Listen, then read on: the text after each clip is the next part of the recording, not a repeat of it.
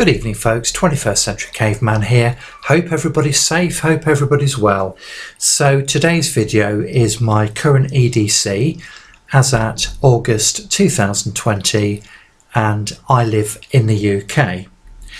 So in no particular order then, these are the items which I carry on me every day of the week, every week of the year, and these come in no particular order. So I'm sure it won't come as any surprise to learn that one of the items in my EDC is a mobile phone, a smartphone. Now clearly this is the number one form of communication, providing you have a signal and battery life. It can also be used as a very valuable resource for obtaining information, and it's clearly much lighter and more compact than an encyclopedia. You can also use it in an emergency situation to summon help for yourself and others, and at its most basic level you can use this as a signalling device by reflecting the screen against the sunlight.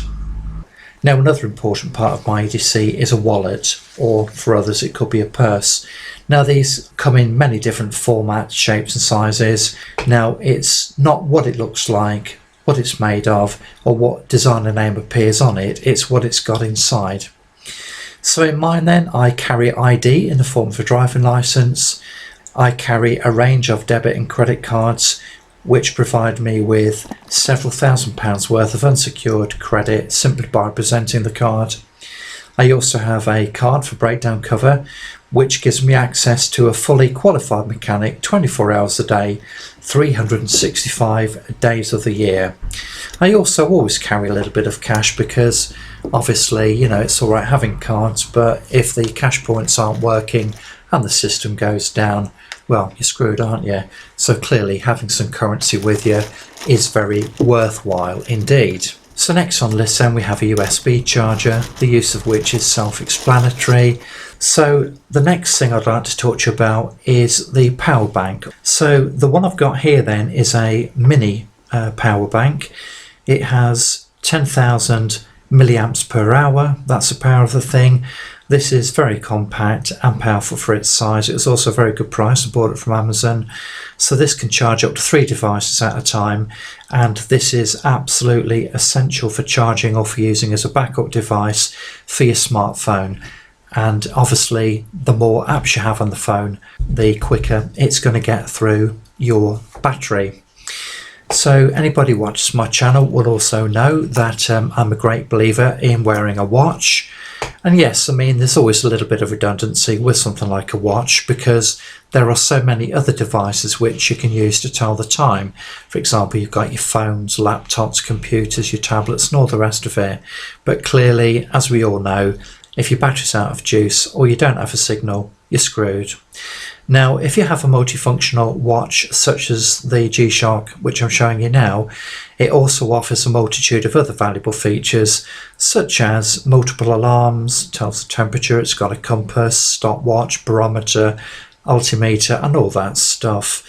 Now this G-Shock then, it does actually run on batteries, so your best bet really is to go for a solar G-Shock or a make such as Citizen. They have the Rika drives whereby any form of light will actually charge a battery, so that's probably the best way to go. So like most people, I also carry a keychain. On my keychain then you'll find the keys to my home, my cars. I also carry a small multi-tool. Now this is not a top quality branded item, but it's very useful nevertheless, and it carries all of the goodies in the larger multi-tool which I'll feature shortly.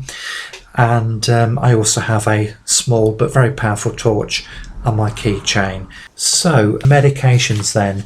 Now, like many people, I do have medications on a daily basis, and these are essential because they help to keep you healthy, alert.